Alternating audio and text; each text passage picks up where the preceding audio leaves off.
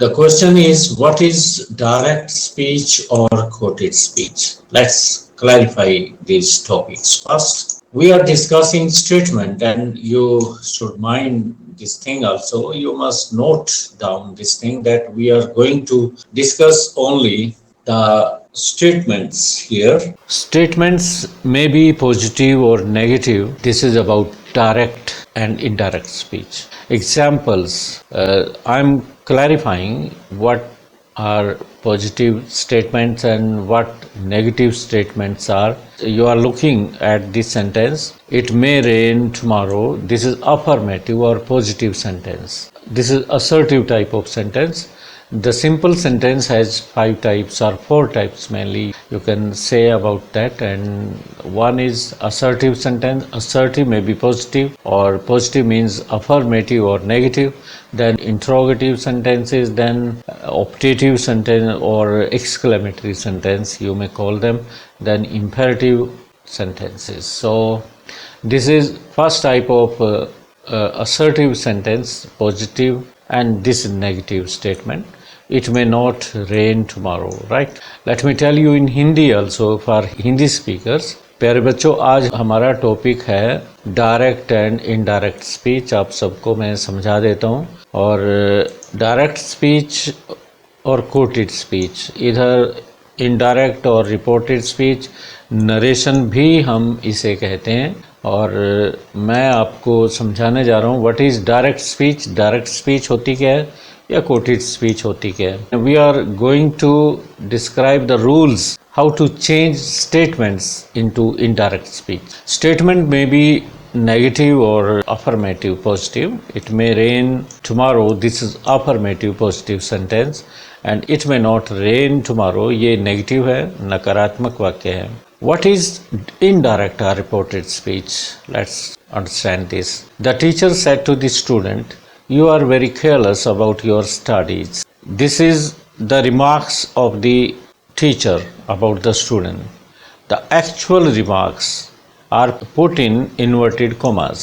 Whatever is said directly, the actual words quoted by somebody are always put in inverted commas. These are 2 inverted commas. Inverted, ये उल्टे कोमे होते हैं. That's why we call it inverted commas.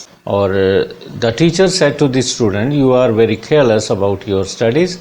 This is direct speech. Whatever you put in inverted commas is direct speech. That may be called quoted speech. Quote की गई.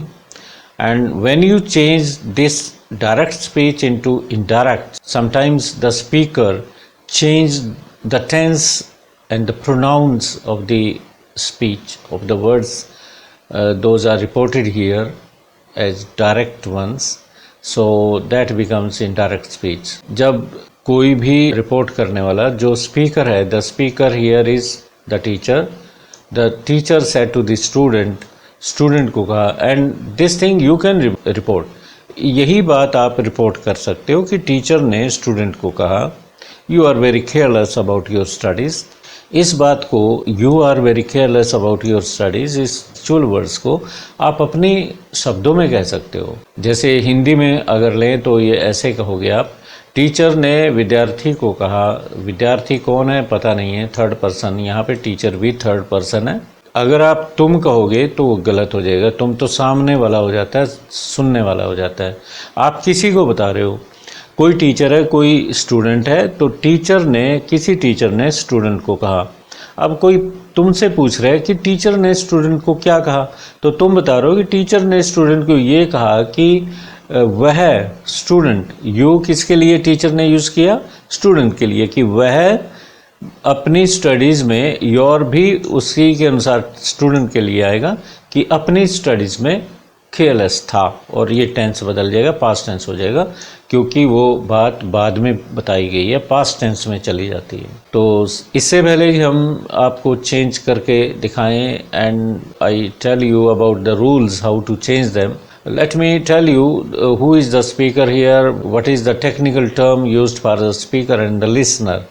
The teacher is the speaker and we call it the subject. जो speaker होता है उसे subject कहा जाता है and the listener is the student here and the student will be called the object, ये ऑब्जेक्ट कहा जाएगा। और ये जो वर्ब है यहाँ पे सेड टू या सेज टू जो भी आएगा that will be called reporting verb. ये आपको तीनों टर्म लर्न करनी है। बोलने वाला स्पीकर जो होता है सब्जेक्ट होता है, listener is always object and the verbs used here these are called reporting verbs, right? The teacher said to the student, you are very careless about your studies. Said to reporting verb हुआ, ठीक है। Teacher बता दिया हमने, this is speaker and this is the subject, this is the object, this is the reporting verb. And whatever there is in inverted commas is called the quoted or direct speech. ये actual words हैं जो direct सीधे तौर पे कहे गए शब्द हैं। अब इनको जब बदलते हैं तो एक बार फिर देख लेते हैं। The teacher said to the student, तो टीचर वहीं रहा, स्टूडेंट वहीं रहा, तो सेड टू को चेंज करना होगा। जब भी आप रिपोर्टेड स्पीच में बदलोगे इसे, आप चेंज करोगे, इनडायरेक्ट स्पीच में जाओगे, तो first of all you will have to change the reporting verb. It is followed by to, it means the listener is there. अगर to है said के बाद तो ये मान लो कि सुनने वाला वहाँ है, सुनने वाला ये इसके बाद लिखा जाएगा। said के बाद to है तो ये हो गई होगा, सुनने वाला ऑब्जेक्ट हो गई होगा, तो said to को told में बदलना। said अकेला told में नहीं बदला जा सकता। said अगर to नहीं है यहाँ पे खाली है, the teacher said और कोमास शुरू हो जाते हैं, you are वेरी केयरलेस, तो इसमें लिसनर अगर ना हो तो आप सेड के बाद सीधा दैट लगाओगे और आगे चेंज करोगे। ये नहीं है कि आप सेड को टोल्ड में बदल दो, टोल्ड तब बदलोगे जब टू होता है। तो आगे की चेंज देख लेते हैं। अब यहाँ पे यू को चेंज, प्रोनाउन जितने भी होंगे इन्वर्टेड कोमास में those will be changed. You को ही में बदला, कैसे बदला, दिस इज डिफरेंट रूल। ये रूल आगे चल के बताएंगे। फिलहाल आप ये देख लो कि आप प्रोनाउन को बदल रहे हो, टेंस को बदल रहे हो। एक प्रोनाउन ये था, इसको बदला, और जब कोमास हटाए आपने कंजंक्शन दैट लगाया। तो स्टेप वाइज देखिए। First change will be about the reporting verb, you will have to change. Second change, you will remove the commas, commas को remove करोगे and you will use the appropriate conjunction.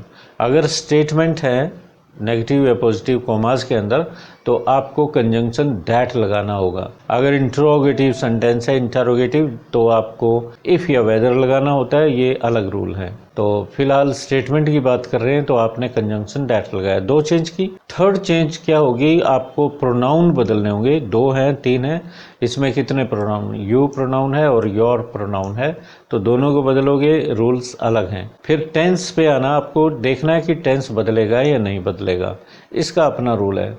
वैसे तो ये होता है अगर आपका रिपोर्टिंग वर्ब पास्ट टेंस में है, जैसे ये पास्ट टेंस है सेड टू, तो अंदर जितने भी वर्ब्स हैं पास्ट टेंस में उस अपने कोरस्पॉन्डिंग पास्ट टेंस में बदल जाएंगे। पर एक स्थिति ऐसी भी होती है कि अगर पास्ट टेंस है reporting verb but there is universal truth inside the commas, commas के अंदर यूनिवर्सल ट्रूथ है, सामान्य सच्चाई है, then you are not going to change the verbs, तब आपको वर्ब्स नहीं बदलने होंगे, वर्ब्स वही रहेंगे। तो ये आगे चल के आपको बताएंगे हम। Okay, direct quoted speech containing statement assertive sentences. This becomes second part of the first video, this second video lecture now. Changing of says to or says, said to और said। अब reporting verb को कैसे बदलना है वो समझना आपको। says to, says के बाद to है, मीन्स लिसनर है तो टेल्स में बदलोगे क्योंकि ये दोनों प्रेजेंट है, इसलिए टेल्स में गया। सेज अकेला है, टू नहीं है तो सेज रहा। सेड टू है तो ये टोल्ड में जाएगा। सेड अकेला है तो सेड अकेला ही रहेगा, राइट। कंजंक्शन दैट लगेगा क्योंकि स्टेटमेंट हम ले रहे हैं। Change of tenses in the reported speech. अब चेंज ऑफ टेंस कैसे करने हैं, आपने रिपोर्टिंग वर्ब तो देख लिया कि सेज टू है तो टेल्स में बदला आपने, जैसा कि पीछे बताया मैंने। और सेज अकेला है तो सेज रहा, सेड टू टोल्ड में गया, सेड अकेला है तो सेड अकेला ही रहा।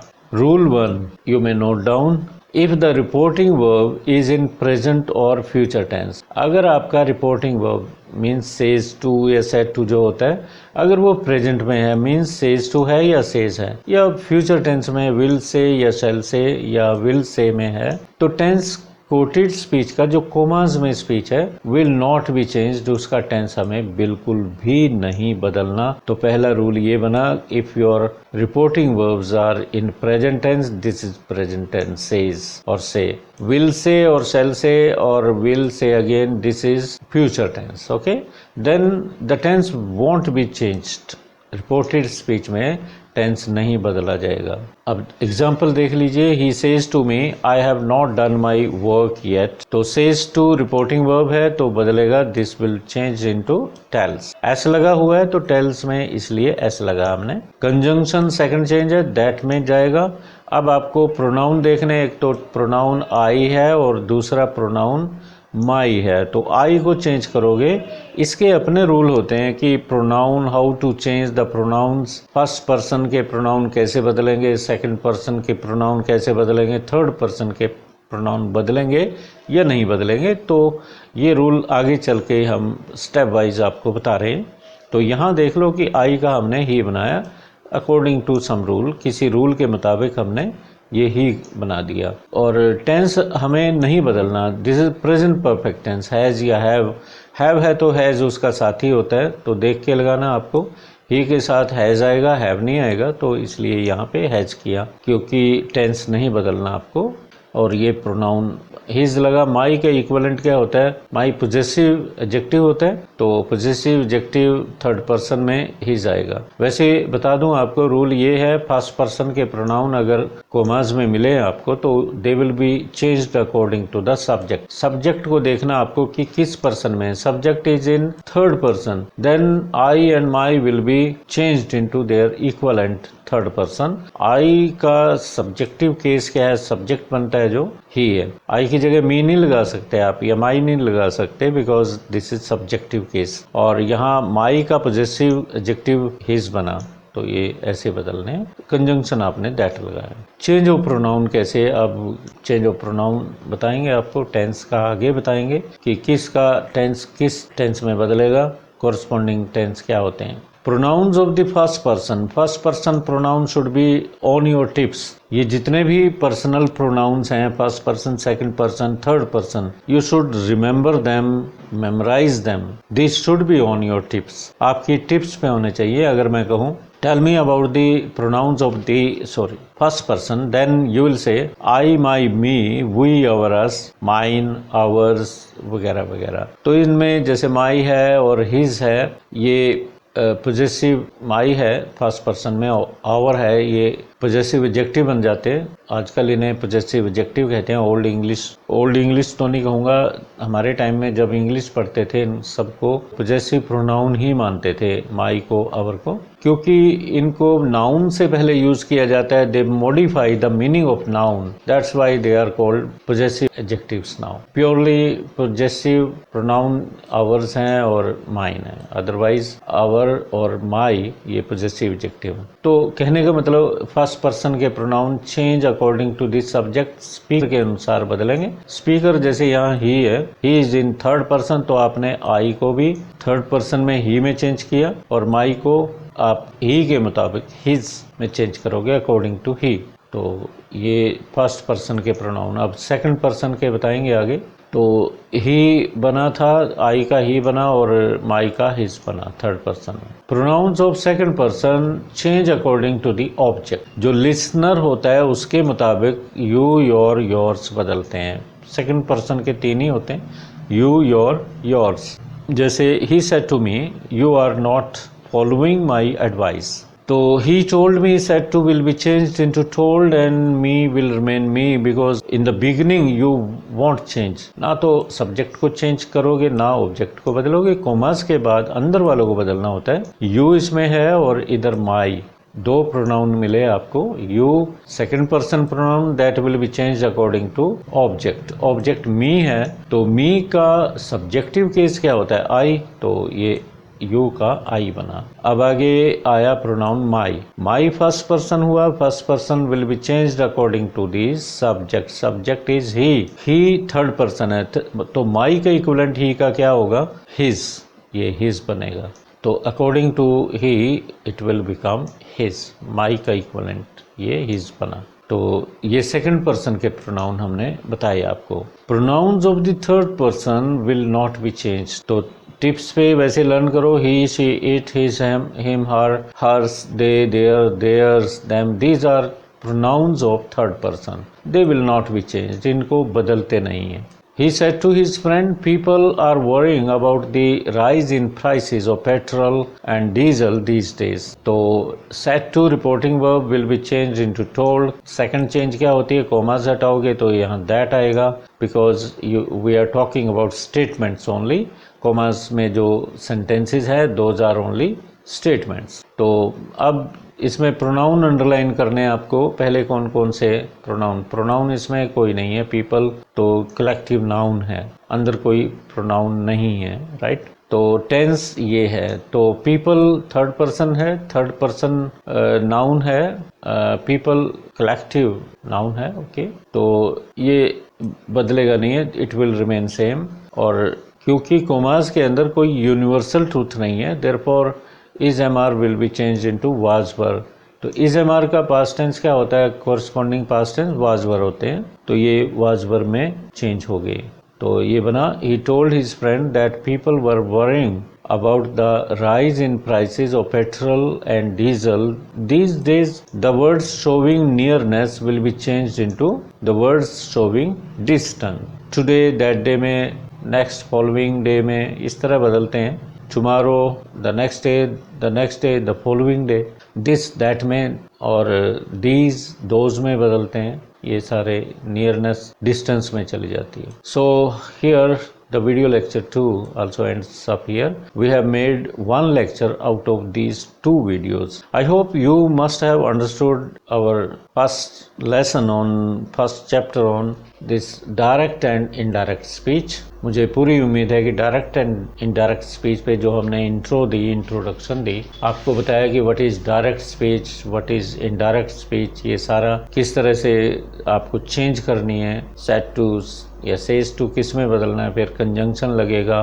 Pronounce first person, second person, third person के कैसे चेंज करने हैं, तो ये सारा कुछ बताया। तो अगर आपको कुछ पूछना होगा, you can go into the comment box, you may write to me. और जाते जाते मैं आपको बताना चाहूँगा कि आप मेरी वेबसाइट को ज़रूर सब्सक्राइब कीजिए। आप ग्राफी पे एडवांस में लेक्चर देख सकते हैं, जो लेक्चर मैंने अभी यूट्यूब पे भी नहीं डाले, वो लेक्चर आपको यहाँ मिलते हैं। आप इनको देखिए, फ्री में बहुत से लेक्चर मिल जाएंगे आपको। फिर निर्णय कीजिए, डिसीजन कीजिए कि आपको कोई कोर्स करना हो। ग्रामर पे लाइव कोर्स होते हैं, लाइव सेशन होते हैं। तो लाइव सेशन जैसे ये हो रहा है, तो इसी तरह से पेड कोर्सेज होते हैं, पूरी क्लासेस होती हैं उसमें। तो आप उनको डिस्कस कर सकते हो मेरे साथ। जो क्वेश्चन होते हैं, जो डाउट्स हैं, आमने सामने हम ऐसे ही डिस्कस करेंगे। तो इसमें मैसेज से भी कर सकते हो, और जब क्लास चलेगी तो आप इंटरेक्ट सामने भी करोगे। ऑडियो वीडियो आपका सामने होगा, वीडियो में आप दिखोगे,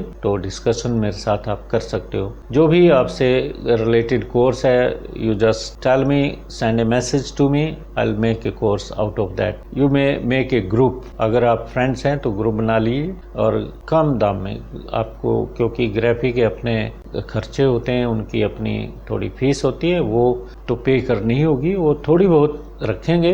आप जस्ट ज्वाइन मी। फिलहाल आप मेरे वेबसाइट पे जाइए shishpal.graphy.com और चेक कीजिए, मेरे वीडियोस हैं, रिकॉर्डिंग्स हैं, वहाँ मिलेंगे। ओके, नेक्स्ट वीडियो फिर कल इसको आगे कंटिन्यू रखेंगे हम इसी टाइम 1:30 पे, कल को फिर मिलेंगे। Till then have a nice day.